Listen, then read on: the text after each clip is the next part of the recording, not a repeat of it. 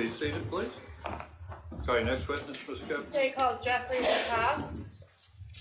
If you'd face the clerk and be sworn, please, sir, raise your right hand. Swear firm testimony about giving this case the truth, the whole truth, and nothing but truth, so help you God. I do. May proceed. Sir, please introduce yourself and spell your first and last name. Yeah, I'm Jeffrey Lacasse, Jeffrey. Excuse me. Last name spelled Lacasse. How are you employed, Mr. Lacasse? I'm employed at Florida State University as an associate professor. All right. What about back in 2014? I was an assistant professor at Florida State University. Right. And did you have a relationship with Wendi Adelson? I did. What type of relationship was that? We started dating in the fall of 2013. She became my girlfriend around March of 2014. Okay. And when did that relationship end? July of 2014. And when the breakup occurred, was there a big argument that occurred that precipitated the breakup? We had a argument in late June. She went to South Florida for a couple of weeks, and when she came back, we tried to make things work, and it didn't really work. She sort of cut off contact. All right. And during that argument when she went to South Florida, was she in South Florida on July 1st, 2014? I believe she was. I dropped her off at her house on June 29th, I believe. Okay. And during the course of your relationship with Ms. Adelson, did you ever meet her family? I did. Who did you meet? I met her brother. We went to South Florida for an alternative spring break, went to Immokalee, and I had dinner with her brother. And I met her mother at her house just very briefly, maybe 10, 15 minutes at dinner. And when I would pick her up and the kids were there with the grandparents, I would have just a couple moments interaction with them. I didn't have a lot of contact. Okay. And what about Catherine Magbanwa? Did you ever have an occasion to meet her? Yeah, I went to dinner with her. I believe it was on March 11th when we went over there to meet Charlie. Okay. So who was present at that meal on March 11th? And that's 2014? That's correct. It was myself, Wendi Adelson, Charlie, and Katie.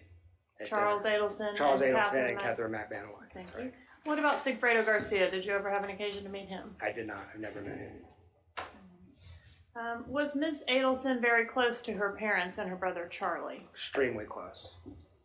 I want to ask you about June 4th, 2014. Do you recall an event that occurred that day that was unusual? Yeah, I remember a couple of unusual occurrences on June 4th. Could you tell us about that, please? Yeah, I had met Ms. Adelson at the Red Eye Coffee Shop in Midtown for a coffee about 1 or 2 o'clock in the afternoon. We were going to talk about our relationship a little bit. And she canceled a trip we had planned to California to visit my parents, which was scheduled for July 11th to 17th. All right. And was she acting strangely that night?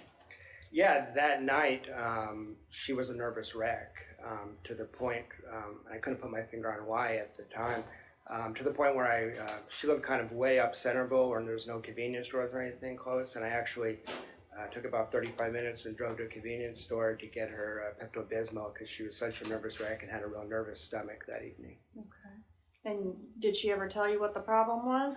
No, she's very non-specific about it. All right. Were you aware during the course of your relationship with Ms. Adelson about her efforts to relocate to South Florida with the children? I certainly was. All right. And were you in her life when she learned that the court was not going to permit her to take the children to South Florida? No, our first date was September 27th, 2013. So that was a topic of conversation on our first couple of dates, but it was in the past when we discussed it. All right. And was Ms. Adelson happy about the fact that she was not able to relocate? No, she was quite bitter about it, actually. It was, as I said, a topic that came up, that tone came up on those first 2 dates. All right. Did she make any statements to you in reference to her brother considering options to take care of this problem with her not being able to relocate? Yes, she did. Okay.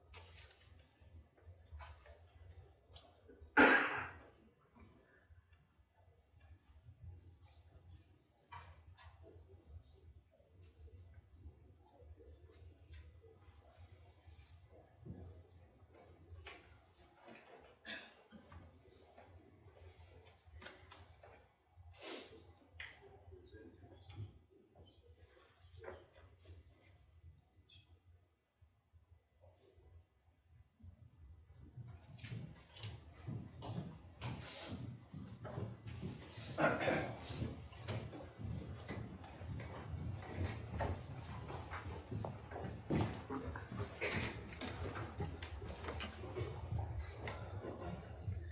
right, Mr. Lacasse, when we broke, we were talking about statements made to you by Wendi Adelson about her brother considering options to take care of her relocation problem. What, if any, statements did she tell you to that effect? Yes, ma'am. On July 13th, 2014, Wendi and I were speaking, and she asked me if she could share something with me confidentially. I told her sure. She mentioned, or she said, that Charlie had explored all options to take care of the problem, and that he had looked into having Professor Markel killed. It would cost about $15,000. I later talked to Investigator Eisen and said that could have been $50,000. They sound an awful lot alike. Okay, so you're not sure if she said 15 or 50. That's right, but I'm confident she made that statement. I just can't remember the exact dollar amount. And she did state that was during the relocation battle the previous summer is when that had taken place. All right. And the day that she made the statement to you was July 13th of 2014. Yes, ma'am. Did Mrs. Adelson tell you anything about the celebration dinner? Anything about a celebration dinner? Yes. Could you tell us about that, please? Yes. A couple weeks after Professor Markel was murdered, we spoke on the phone, and she had mentioned that her and Charlie had gone to, these are her words, she said, Charlie and I went to what he described as a celebration dinner.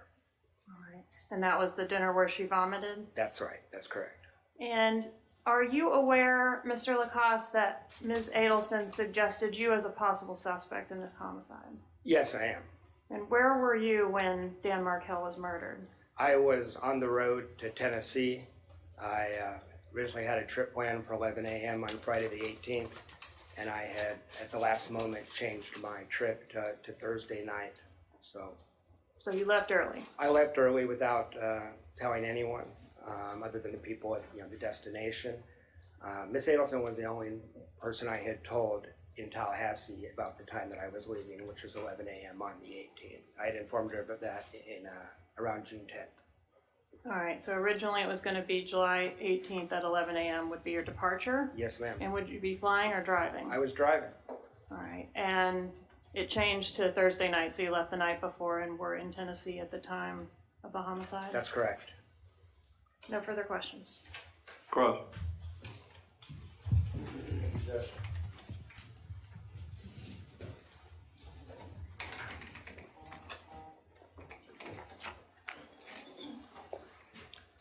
Still morning. Good morning, sir. How are you? Good morning.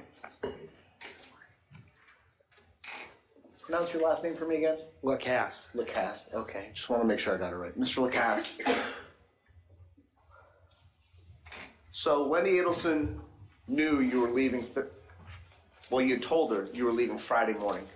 Friday morning at 11, we had discussed it because we had some plans that got canceled, so we had discussed it in some detail, actually. And your plan was to leave Tallahassee and to drive northbound? Thomasville Road, eastbound, yes, sir. Sure. Let me rephrase that. I'm sorry. Yeah. So your plan was to travel north of Tallahassee to Tennessee, correct? That's correct. And you told Wendi that, hey, listen, I'm going on this trip and I'm leaving Friday morning around 11 a.m., correct? That's correct. And do you recall what time the actual shooting took place? I believe it was right around 11 a.m. The same exact time that you'd be leaving the area? That's correct.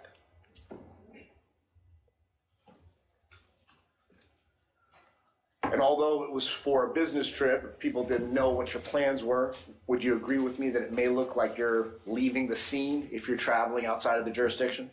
That's what I was concerned about, that if I had taken my trip at the scheduled time, I would have looked like I was fleeing because I would have been driving, I would have taken Capitol Circle to Thomasville and been very close to Professor Markel's house, actually. And when did you find out that Ms. Adelson, Wendi Adelson, had suggested that you may be involved in this? I suspected it from the police interrogations, but they didn't explicitly say that. Eventually, I was able to view her interrogation video. And by her, you mean Wendi Adelson? Yes, sir. And by interrogation video, you mean interview, correct? Yes, sir. Okay. Because, as you're aware, she has not been charged in this case, correct? I'm aware of that. Yes, sir. And obviously, you haven't either. Right. Correct. You've been cleared by law enforcement? Yes, sir. Okay. Now, let's talk about your relationship with Wendi Adelson. You started dating her,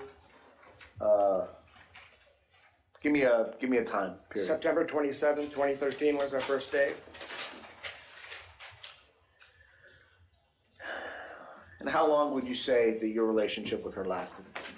Well, there's different phases of it. In that fall semester, we weren't exclusive. It was more casual. It became more serious late February, early March. So as far as a serious, I'm your boyfriend, you're my girlfriend sort of thing, just March through July. Okay. So you started casually dating in September of 2013, and it got more serious at the beginning of 2014, correct? That's right. Okay. That's right. And how did you meet Miss Adelson? How did you guys first have a date? Yeah, through mutual friends. Okay, so it wasn't like on a social media dating app or anything else? No. Okay. Were you aware if Miss Adelson was participating in online dating? I think I knew that she had dated online in the past. I did not know the time frame. One of your concerns, okay, so once you guys became exclusive, and by exclusive I mean you called her your girlfriend and she called you her boyfriend, is that fair? That's correct. I was involved with the kids at that point and things like that. And it got to the point where she introduced you to her family, right? That's right. And you indicated that there was a dinner where you met Charlie Adelson? That's right. Kind of a good-looking guy, right? Sure. Right. Works out. Yes. When you went on, when you had your double date, where it was you, Wendi Adelson, Charlie, and Miss Magmanoa, did you see what kind of car Mr. Adelson pulled in? I don't recall seeing his car in the parking lot. We then went to his house, so I saw his garage and got a look at some of the vehicles he owned, but not that at dinner. What kind of vehicles does he have? Ferrari is the one that stood out to me. Do you remember the color of the Ferrari? I don't. Did you make any comments to Wendi about the Ferrari?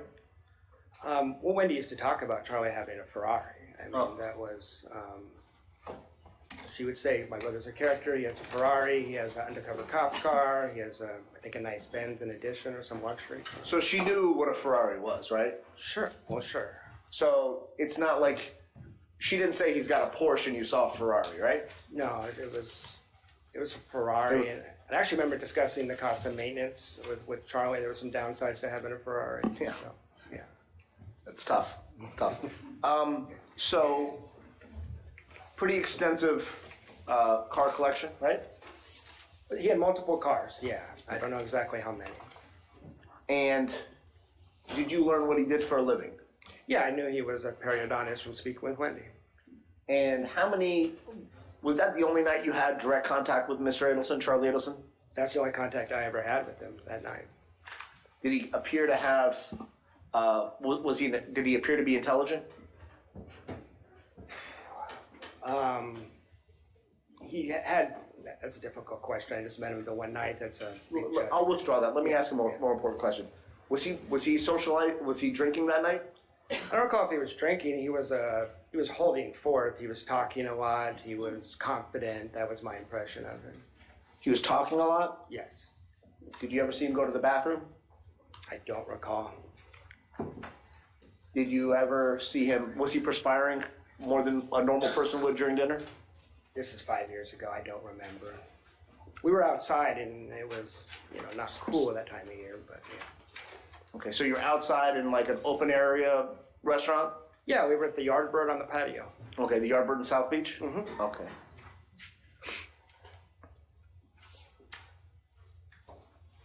Did you witness Charlie Adelson doing cocaine that night? I did not. So this is a guy who's in South Beach, right? Drives a Ferrari, right? Yes. What had Wendi previously described him as having a lot of girlfriends? Sure. Handsome guy, probably could get attention of women. I would presume so.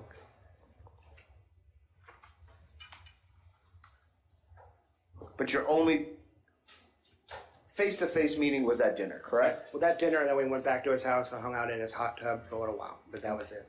And during that time that you went to his house to hang up in the hot tub, did you see him ever go to the bathroom, or was he ever outside of your personal space? Yeah, I think all of us were in and out of that hot tub at various points because we were sitting there a little while.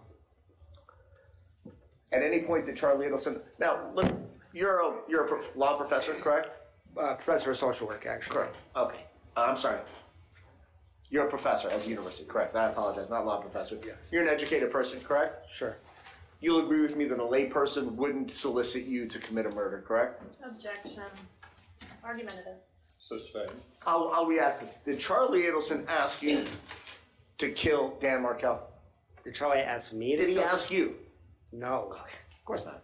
And Mr. I apologize. I'll withdraw the of course not. And you'll agree with me that at no point did you give him any reason to believe that you would be someone that would do such a nefarious act, correct? No. Okay.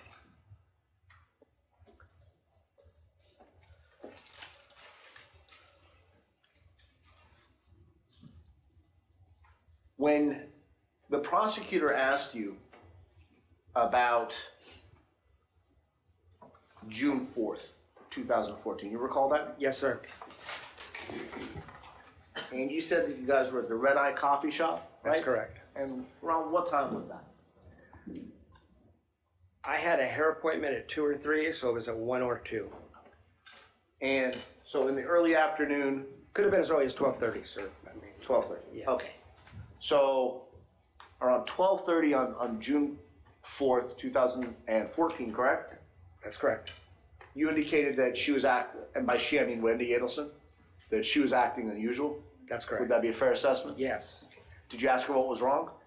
I did ask her what was wrong. It was very non-specific. That happened with Wendy quite a bit with it, where she was upset and there was not an exact name put to why. Was she upset often? Yes. Would she get these kind of physical reactions often, that her stomach would hurt or that she would ask you to get her medicine?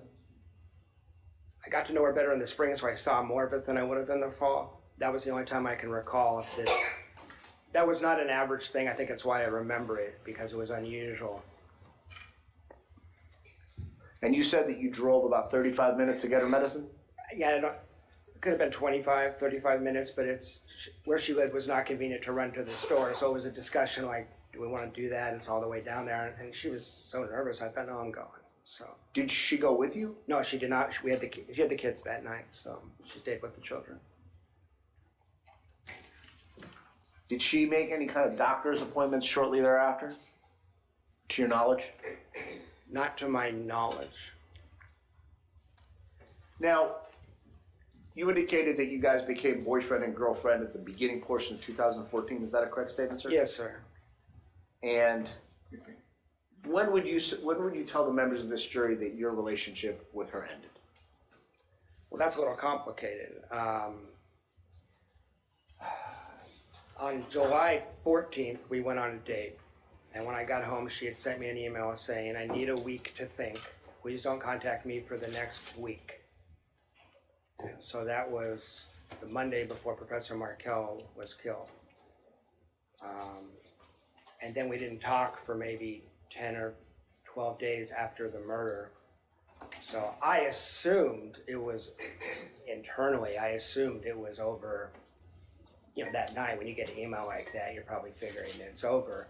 But in subsequent phone calls, she acted as if it was still a slightly open issue. And we closed that down by phone calls that, obviously we're going to move on here. Did you ever question her loyalty to you in your relationship with her?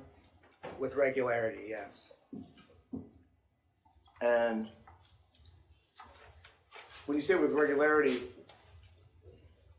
when did you first become suspicious? Now, let me ask this question first. You were concerned that she was seeing other men, right? I was. Okay. And when did you first start getting this concern? Probably March, April timeframe, I started to wonder. So not too long after we became a couple, I guess what I was wondering is, have we really become a couple, or is she still doing what she was doing before? So was it like did you find like text messages or direct messages on social media that made you kind of go, what's going on here? No, I didn't see any text messages or anything on social media. Her behavior was just erratic. She would disappear. She would get home very late at night. So there were signs like that. Would you talk to her about it? I tried to. Okay. So let me ask you this way. Yeah. Did she understand that you were concerned about her being loyal to you, or your relationship being a monogamous one?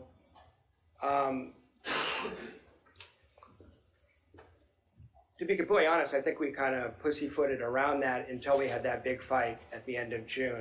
That's what that argument was about. Let's talk about that big fight. Yeah, sure. Why don't you walk the members of the jury through what happened? Yeah, I had taken Wendi to Gainesville with me. I was teaching in the off-campus program at UF for the weekend, so I took her with me. I'm sorry, was it just you and her, or did she bring the kids? No, it's just me and her. So like a romantic getaway to Gainesville? Well, work/pleasure. I teach during the day. She works in a coffee shop. We have dinner with friends at night, that kind of stuff. You know, It's a nice area down Sounds there. nice. Yeah, it was nice. And weekend started off fine. The Saturday night, we sort of got into it over this stuff. I confronted her about the fact that I suspected that she had been seeing other men. Okay, so let's talk about that. Yeah. So you're at dinner? We were actually up in the hotel room. The night was basically over. It was pretty late. It was 9 or 10 o'clock at night when this discussion happened. Okay. And had she had any alcoholic beverages at that point? We both had, but I think just 1 or 2 glasses of wine a couple hours earlier. Just socially with dinner, maybe? Yeah, that was Okay. There was no more drinking than that. And did you say, listen, I think this, that, or the other? Did you have any specifics, or were you just giving a vague, I'm concerned about where this relationship is? The latter. I was pretty specific. I told her I was very concerned, and particularly concerned because the way she had framed our relationship was, you're not just becoming my boyfriend, I have children, I'm a mother. It's like I was auditioning for the job of husband and father is actually sort of how it felt in retrospect.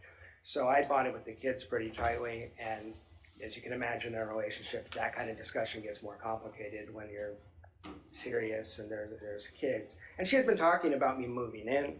She had told me not to buy a house. She had told me not to buy a Jeep, that I needed to buy a vehicle that 2 car seats could fit in. So it sounds like you guys were heading down that path. Yeah, hence why I raised the issue, because I had some intuitions that everything wasn't quite right. Her behavior had been a little erratic, and I was worried about moving in and ending up in a really bad situation, actually. So would it be fair to say that she was saying the wrong things, but her actions were speaking louder than her words? That's not a bad summary. I was getting 2 very different messages based on behavior or what she was speaking to me, what she was saying. Yeah.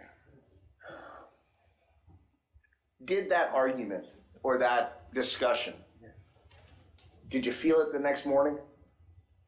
What do you mean by feel it, sir? Was she acting any different the following morning? Oh, the next day was probably the most awkward car ride I've ever had in my life. We rode from Gainesville up to Tallahassee.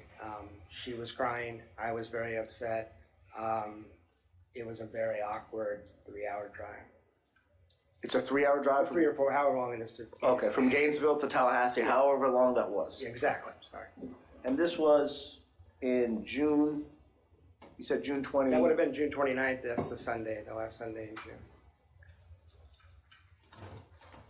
2 weeks later, on July 13th, Wendi tells you, or Wendi has this discussion with you that the prosecutor elicited, right? Yes.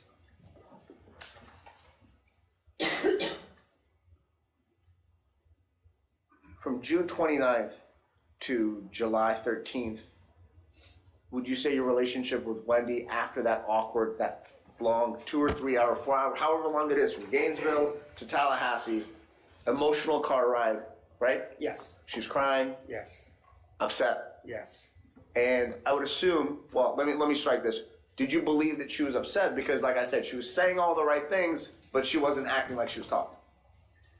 It's very complicated, and she was all over the place, to be frank, in that at one point she was confessing, at one point she was saying, I never did that. She was saying she couldn't remember some things I wanted to talk about, which was frustrating.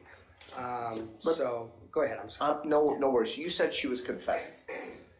Was she admitting to potential talking to other men? More than talking the night before when we were having the argument, but it was, What was she saying? it was a heated discussion, so I don't remember every word of it.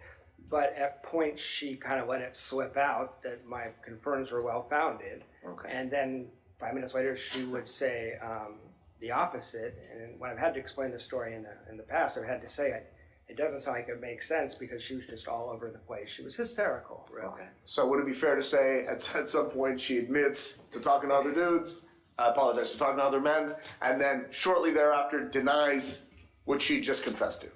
Well, then that repeat as needed on the car ride back, she was like, I never did any of that stuff you taught. I don't know what you're talking about, which was kind of crazy making for me because she had confessed to some of it the night before. Okay. So from June 29th till July 13th, would you say you were fixing the relationship at that point? Was it getting better or was it getting worse? It's hard to tell because on the 29th I left her house and I didn't see her again until July 13th. She went to South Florida for those 2 weeks. Did you guys talk on the phone? We talked on the phone once in a while. We did some video chats. I talked to the kids via video chat and things like that. But it was very up in the air where the relationship was going to go. I would get a mixture of messages, verbally and by text. Would you agree with me that your level of contact with her between June 29th and July 14th was less than it was before? Oh, it was minimal. It was minimal. Days and days would go by at points without us talking on the phone at least. I may get that random text or something, but we weren't talking a lot. And then on July 13th, Wendi, in essence, tells you that her brother, Charlie, had looked into hiring a hitman to kill Dan Markel. In 2013, yes, sir. In 2013. Yes. What was your reaction to this? It was in the context of a relationship discussion. It kind of just blurted out when he has a habit of blurting things out that are kind of tangential or whatever. And so I didn't know what to make of it. My stomach kind of flipped. It was like a chilling statement. And then we kind of ended up talking about the relationship again, and so I didn't give it a lot of thought at the time. It was just like a crazy thing that someone would say, Okay. Very crazy thing. Yeah. But let me ask you this. Did you take that statement as a threat to you? And let me kind of clarify this.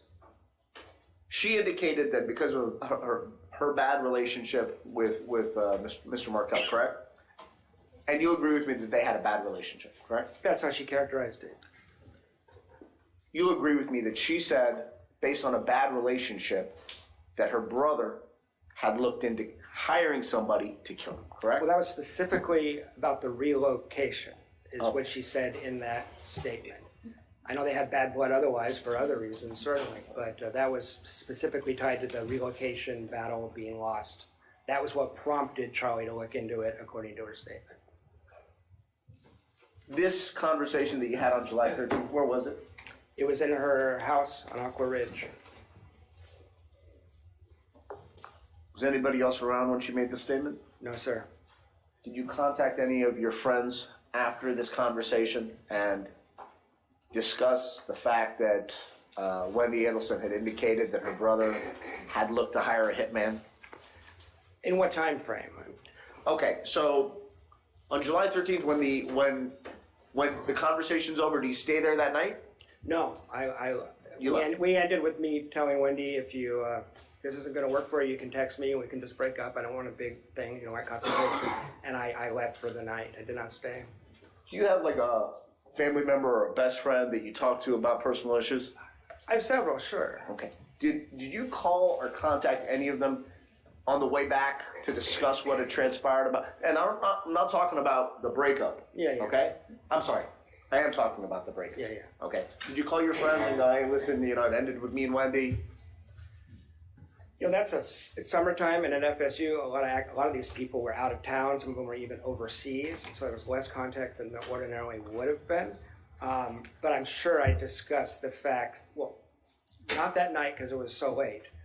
What I remember is the next day when I get this email saying, don't contact me for a week, I certainly shared that with friends because I found it really frustrating and surprising and thought it was weird. Did you share with any of your friends the comment that Wendi Adelson made to you with regards to her brother and the murder for hire? I'm sure I did. I just couldn't tell you who or when I did that, but certainly after the murder occurred, certainly I shared that with people. I also shared it with the police the first day they brought me in. Right. So you were interviewed by law enforcement in this case, correct? Yes, sir. During your interview with law enforcement, did you mention this statement? I did. Okay. Did you tell Detective, it was Detective Eisen that interviewed It you? was him and Investigator Hale. Okay. Did you indicate to them who you had shared this information with? I don't know that I was asked to. Hearsay. Judge, it's not for the Overruled. Can you restate the question? No worries. So when you tell them what Wendi told you about her brother's murder for hire plot, did you say, yeah, listen, you know, I spoke to my buddy, because the murder happened on the 18th, correct? That's correct. And so 4 days prior to that is when you got that breakup. Was it an email or a text message? It was an email. Okay, so you get a breakup email. And so you call your friends, which is normal, right? Sure. And you indicated just a few minutes ago that you probably mentioned the murder for hire to some of your friends, right? At some point, I just don't know when. Okay. What about, was that before or after your interview with law enforcement? Was what before or after? Your discussions with friends. Well, after I had told it to the police, I certainly discussed it. I'm confident. I may have done it before as well. I don't recall that. But after I told the police that, I did share that with some people confidentially. Yes.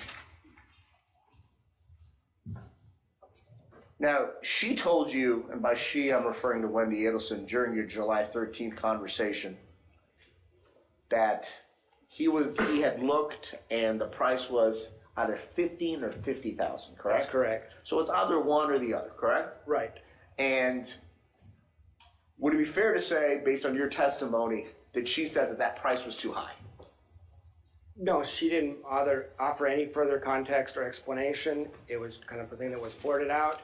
And then literally 20 seconds later, she started talking about something else, and I can't recall what that was. I think it was the relationship stuff that I was very focused on.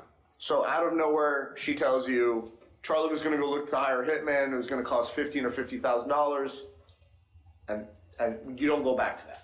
I don't know that it was out of nowhere. I believe preceding that was a discussion that if anything ever happened to Danny, she would move to Miami. I think I've spoken to the investigator Adelson about that previously. And listen, I have to ask Mr. Lacasse, at no point did you contact law enforcement after you heard of this threat so they could contact Mr. Markel to see if there's any need to protect him in any way, shape, or form? I didn't.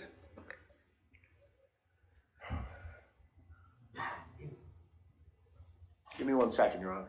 You bet.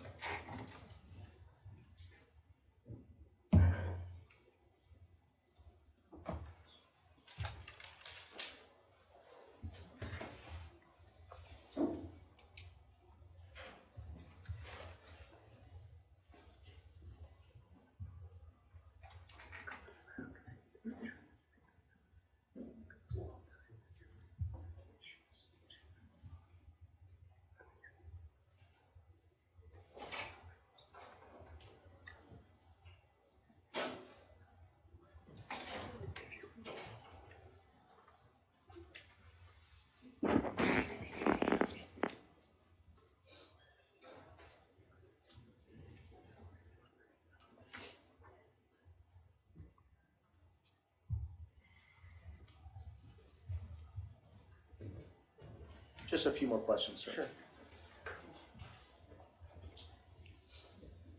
Would I be correct or incorrect in assuming or in saying that you were interested in having a monogamous relationship with Wendi Adelson? I thought I had a monogamous relationship with her. And you wanted to keep it, correct?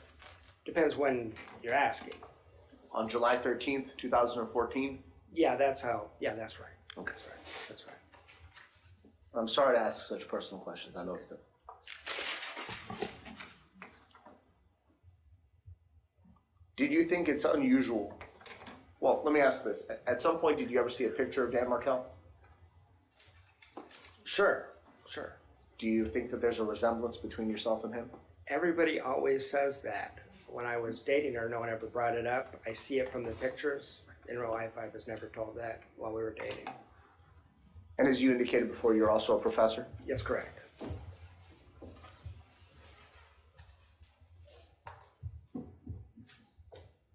Do you feel wronged by Wendi Adelson? Do I feel wronged? Yes, sir. Yes. No further questions. Dr. Bailey? Yes, sir. Thank you. So Lacasse, Dan. Good morning.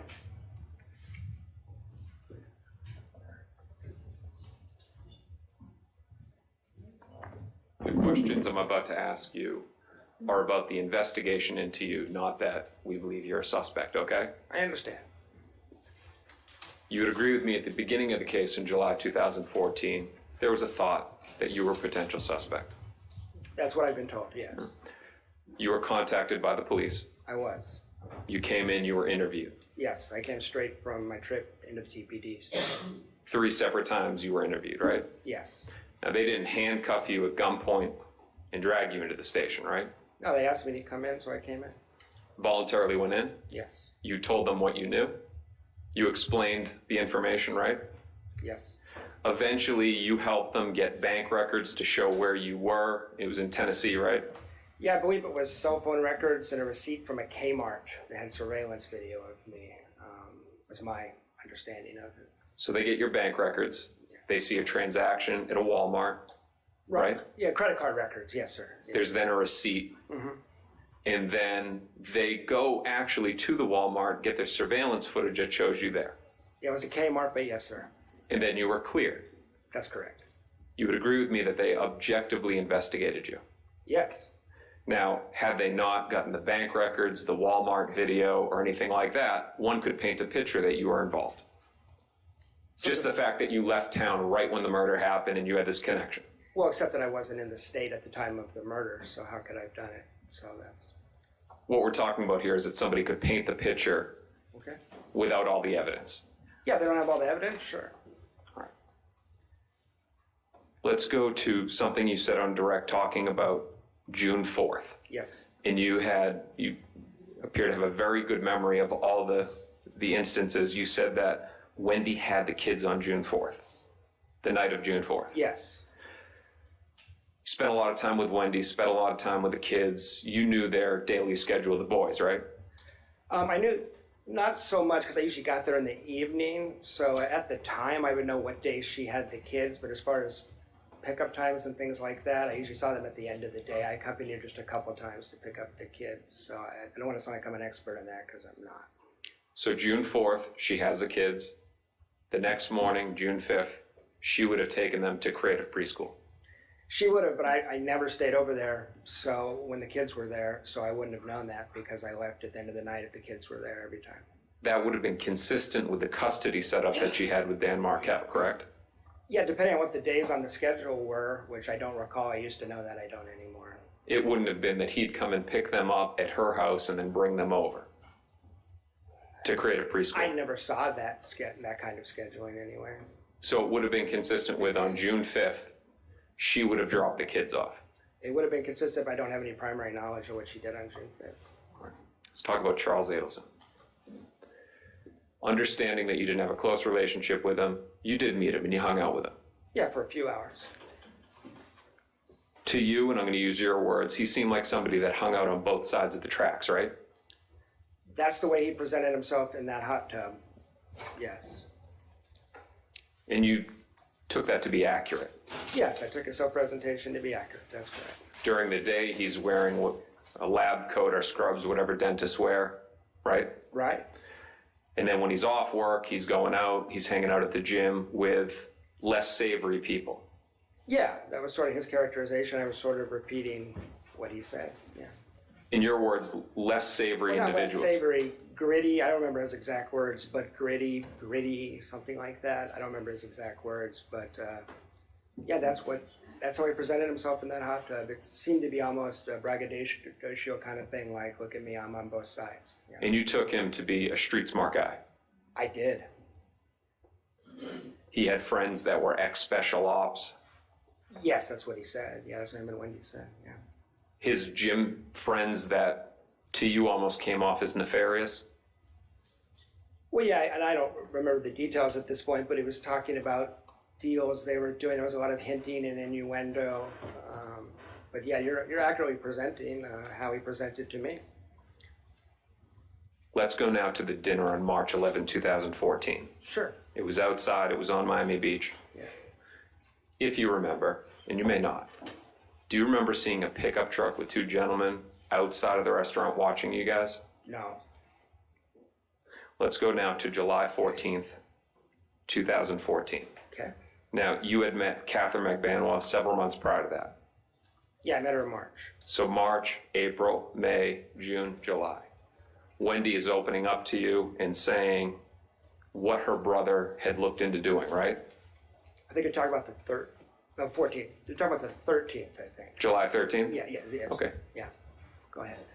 So July 13, 2014, she's talking about her brother hiring a hitman. She's giving you incriminating details, right? Yes. Never said anything about the involvement of Catherine McBanois, right? No, it was 3 sentences, so no, she didn't. All right, let's talk about now the options that he looked into doing to take care of the problem, right? Right. On direct examination, the state attorney's office asked you what year it was. But there was more specifics to that. It was specifically the summer of 2013, right? Yes, it was attached to the relocation, so whenever, it was after relocation had failed, where she'd been denied the motion for relocation. But I want to make sure it's clear because we didn't have the full information from Yeah. direct examination. What Wendi told you is that her brother looked into hiring a hitman in the summer of 2013. That's correct. And that would have been before he even knew Catherine McBanois. Yeah, I don't know when they met, but if you say so. One brief moment, Your Honor.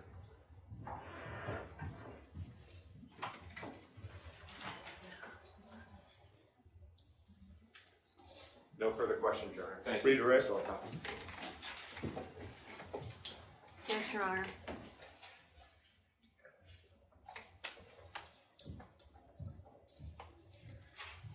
The breakup email on July 14th, 2014, I know you had some phone contact after that, but was that basically the end of your relationship? That's the last time I ever saw her. Okay. We did have some, it was in August. It was after, we didn't talk between then and after the murder. Okay, and you never got back together and resumed your Oh, relationship? no. No further questions? All right, juror, have a question of this witness. Write your question down. We'll go sidebar.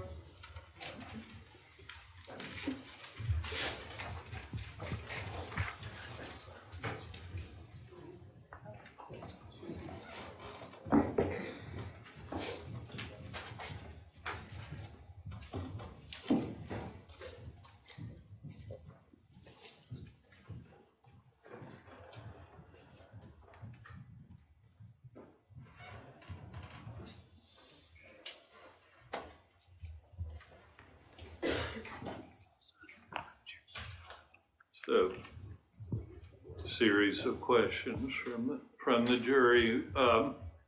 The email, the July 14th, 2014 email, was that on a FSU website or private website? Do you have any recollection? I think that was from Wendy's Gmail account. Okay, what about to you? Oh, that would have been to my Gmail as well. Okay. So the answer is no, it was not on an FSU website. Correct. Okay. To the best of my recollection, yeah. Okay. Did Ms. Adelson indicate that she wanted to relocate to have the children full-time? She talked about, she didn't talk directly about relocating because she knew that was no longer a possibility.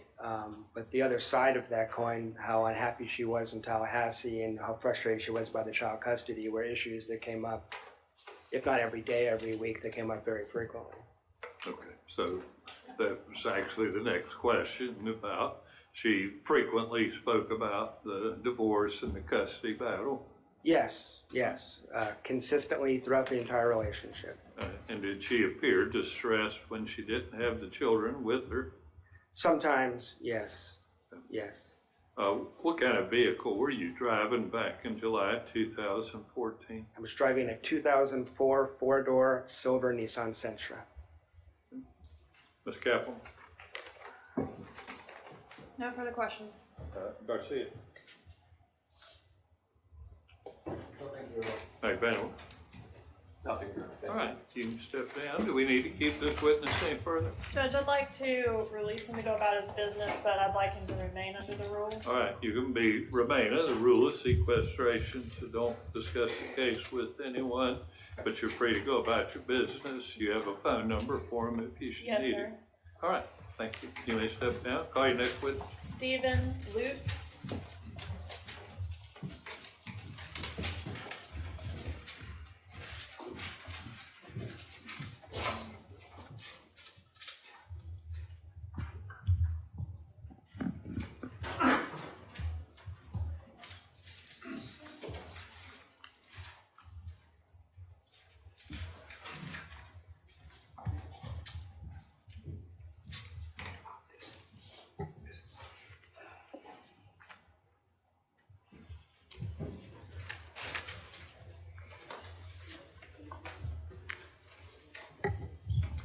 Come up here, please.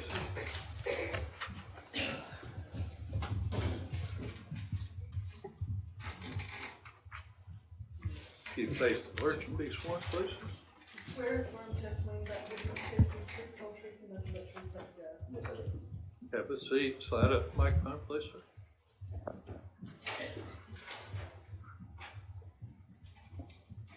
What is your name, sir? My name is Stephen Lutz. Will you spell that, please? Sure. Last name is Lutes. First name, common spelling is Stephen. With the V or the PH? The common spelling, PH. All right. And where are you employed, Mr. Lutz? I work for JP Morgan Chase Bank in Tampa, Florida. All right. And what is your job title? A regional security specialist. All right. Are you familiar with a security video camera at the JP Morgan Bank or at JP Morgan Banks in general back in July of 2014? Yes. And did you review some specific surveillance footage from a specific ATM surveillance camera from July of 2014 in reference to this case? I did. Two separate cameras that associated with that ATM machine. Okay. And can you tell me a little bit about how the process works which gave rise to the images that you reviewed? You mean as far as how they were transferred to? How are the images captured initially? Is it a camera that runs constantly? It is. 24 hours, 7 days a week. They're always running. And is the camera mounted on the ATM machine? The two cameras I referenced, there's one that's typically inside the ATM, which is called a transaction camera, which will give you facial pictures of the person conducting a transaction on the machine. And then in this instance, it was a drive-up ATM, so there's also an overhead camera that would capture more geared toward the vehicle that the person was driving through in. All right, and do the cameras, or this, I want to specifically ask you about the camera that's mounted inside the ATM machine on the video that is shown, was previously reviewed by you on State's Exhibit 143. How does that camera record? Where's the information stored that it records? So that camera it's exterior to the branch. It's at a branch location, like everybody would be familiar with. It's connected to a DVR that's stored inside the branch, inside what's called a technology room. It's a locked room that's alarmed. So it's stored on that DVR and then connected from the DVR to a wider area network system. All right, I'm going to approach and show you what I've marked as States 143. Do you recognize States 143? Yes, I do. How do you recognize it? I reviewed this earlier, before I arrived from the testimony here. All right, and is States 43 a fair and accurate copy? 43 or what? 143. A fair and accurate copy of the video surveillance footage captured by that ATM machine that we were referencing earlier. Yes, it is. And was the footage captured on States Exhibit 143 from July 18, 2014? Yes, it was. And Was the camera that captured these images in proper working order back in July of 2014? Yes. Does it accurately show the areas in front of the ATM machine as you previously described? Yes, it does. All right, and where was that ATM machine, this particular one, located? It's in Pembroke Pines, Florida. And do you recall the time of the images that were captured on there? It was in the evening. I believe it was around 18:45 or 6:45 in the evening. Okay. Any indication that the footage that has been prepared for presentation to the jury on State's Exhibit 143 has been tampered with or altered in any way? No, there's not. So at this time, I'd ask to introduce State's 143. Any objection? One second.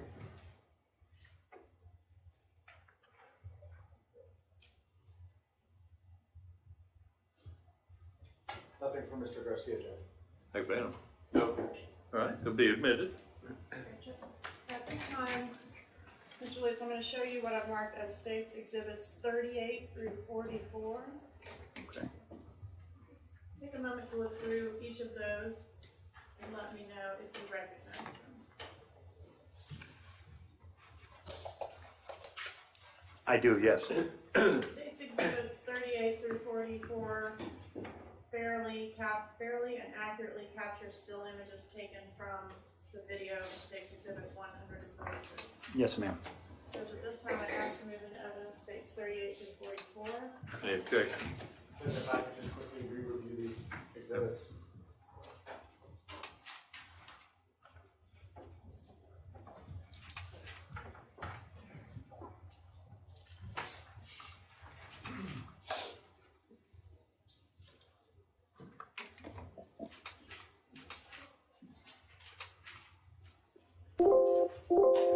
No objection from Mr. Garcia, Judge. McBanum. No objection. 38 through 44 will be admitted. Permission to publish States 143. You bet.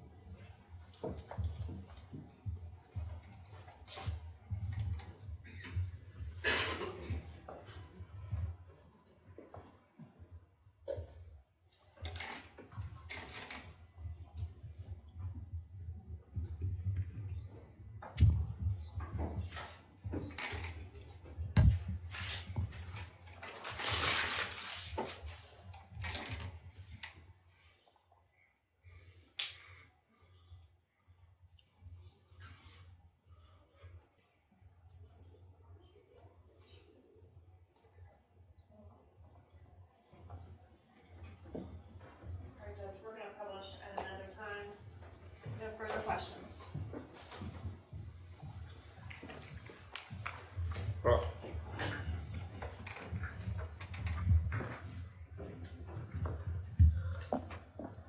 Good afternoon, late morning, Mr. Lutz, how are you? Good, how are you? Good. So, State's Exhibit 143 is video surveillance at the Pembroke Pines. May I? Yes. at the J.P. Morgan Chase location at on Cobblestone Plaza, correct? Yes, correct. And that's 14916 Pines Boulevard. I don't have that address memorized, but yes, I believe that's correct, yes. With the items that the government showed you, Judge, may I approach? You may. To refresh your recollection, if you want to take a look at the items that have already been entered into evidence. And let me know when your recollection is refreshed. It is refreshed. May I re-approach, Your Honor? You're gonna be asking about these pictures? Yes, sir. Why don't you let him hold on to them? Those are still photographs taken from the video. That's Government's Exhibit 143. Is that correct, sir? Yes, it is. And you'll agree with me that that shows a silver Prius driving up to an ATM? Yes, that appears to be correct. And tell me again what your role is with J.P. Morgan Bank.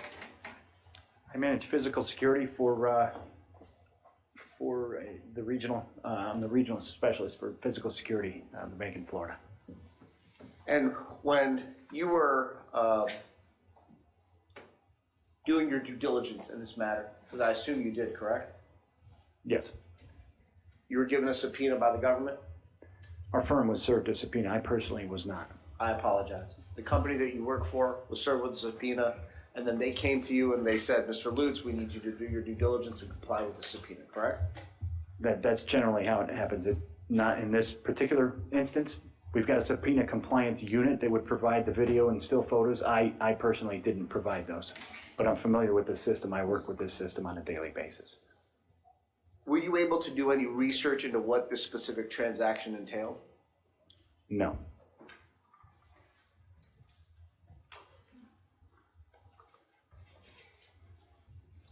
But you'll agree with me that it appears on the video that the driver is conducting a bank transaction. Is that correct? It does appear so, yes. And does it appear as if he is retrieving money or depositing money?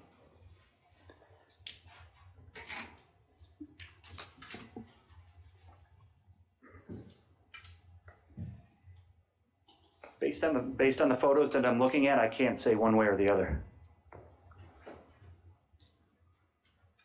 Based just on these photos. What about on the video? You indicated on direct examination that you were able to authenticate the video, correct? Correct, yes. And that's, I'm sorry, I didn't mean to cut you off. Go ahead and finish. No, That's because the prosecution gave you the CD, you looked at it, and you put your initials on it, right? That's correct. And that would indicate that you reviewed the video? Yes. And on the video, is the person driving the car, is he making a deposit or is he making a withdrawal?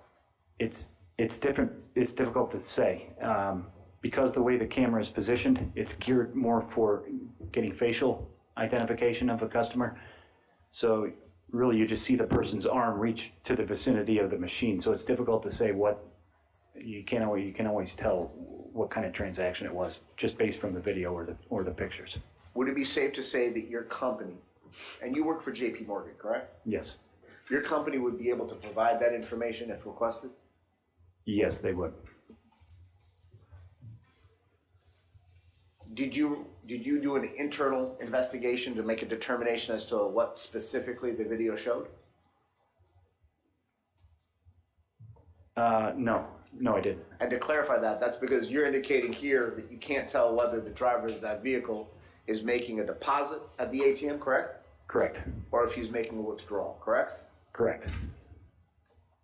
For my purposes here, it doesn't really matter to me one way or the other. I understand that, but I'm asking questions with regards to this investigation, so I don't mean to be No. prod. So you won't have the answer as to what exact action the driver of that Prius was conducting at your bank location. Correct. Simply that he was at that location. Correct? He was at that location, and it appears that he's conducting a transaction, that's all. There'd be no other reason to go to a bank teller other than to conduct bank business, is that correct? That's a fair statement, I think.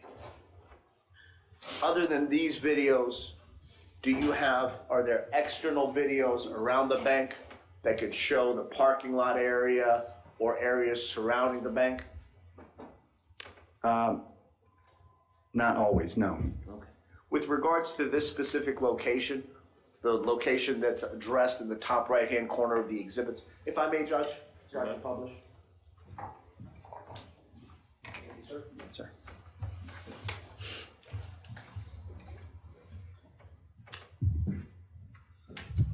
Not sure what I need to do here. Sorry.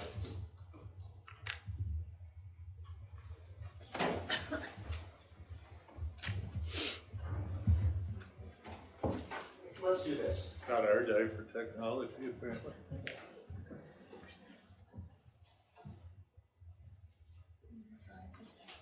Let me do this. May I do this, Judge? Well, let's see if he can get the projector working. If you may.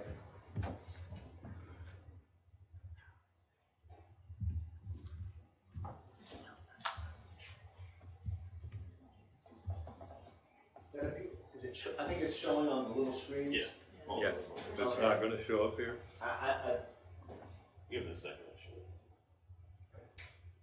Leave it alone for a minute. What he's saying. Okay.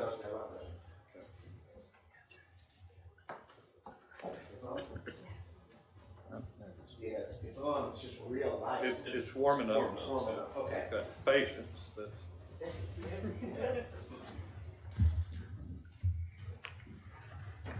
Okay. Here we go. State's Exhibit 43. You see that, sir? I do. And that appears to be an aerial view of a vehicle at a Chase ATM, correct? Correct. And that Chase ATM location is 14916 Pines Boulevard in Pepper Pines, is that correct? Yes, sir. To your knowledge, as an employee of JP Morgan Bank, are there additional cameras other than these specific ones that focus just on this drive-through ATM that would show like the parking lot and a complete overview of that bank itself? There's a camera system at each bank. Based upon the physical layout of the bank, some of them do have the exterior cameras to cover parking lots and that kind of thing, and some of them don't. And it's something that's in the process continually also to add those to various locations. What's your title at JP Morgan Bank, sir?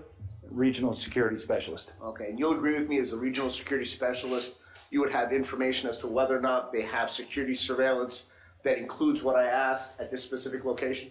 Yes. Do they have those cameras at this specific location? I can't say one way or the other. I'm not sure. Did the government request in a subpoena all the security cameras or just what's at the drive-through ATM? I don't know. What did you provide them? I didn't provide this information. The subpoena compliance unit did. I apologize. To your knowledge, did the compliance unit provide any other security cameras or security footage other than the drive-through ATM? I haven't seen any other footage. The government didn't show you, you know how on that disc that they showed on Government's Exhibit 143 that has your signature, there was no other security cameras that you signed to that you reviewed, correct? That's correct.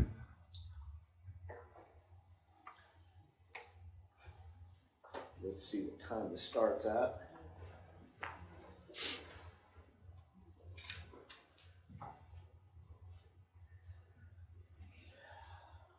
Government's Exhibit 38 appears to be the first in time at 6:45, 56 seconds. Is that correct, sir? Yes, sir. And then there's a few others going up to Government's Exhibit 44, which is at 6:47 and 5 seconds, correct? Yes. So for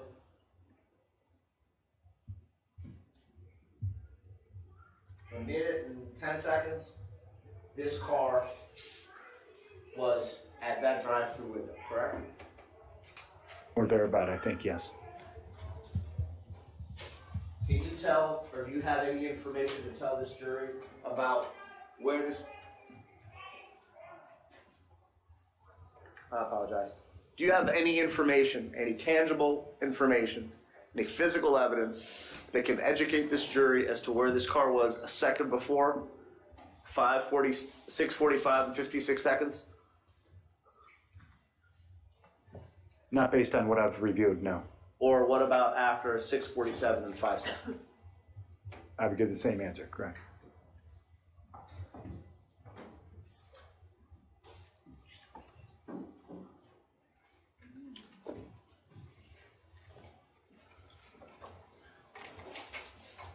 Just 1 second, Judge.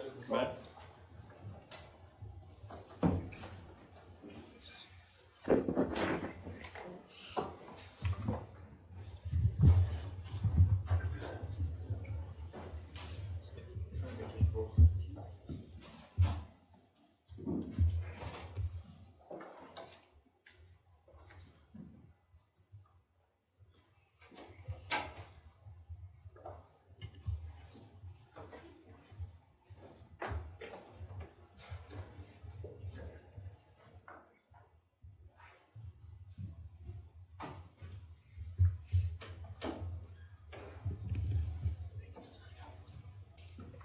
Thank you, sir. I have no further questions at this time. McBannel, No questions, Your Honor. redirect. No, sir. Sure, I have a question. Apparently, you'll see the video later when we get the technology working. Anybody have a question? All right, you can step down. Do we need to keep this witness any further? No, Your Honor. All right, either, anybody need it? I apologize, Judge. I was consulting with my client. You need this witness No, further? thank you, Judge. No, Your Honor. All right, you're excused. Thanks for being here. Thank you, Your Honor. You got a relatively brief witness, Ms. Captain. Judge, at this time, I'd like to take another stab at the publication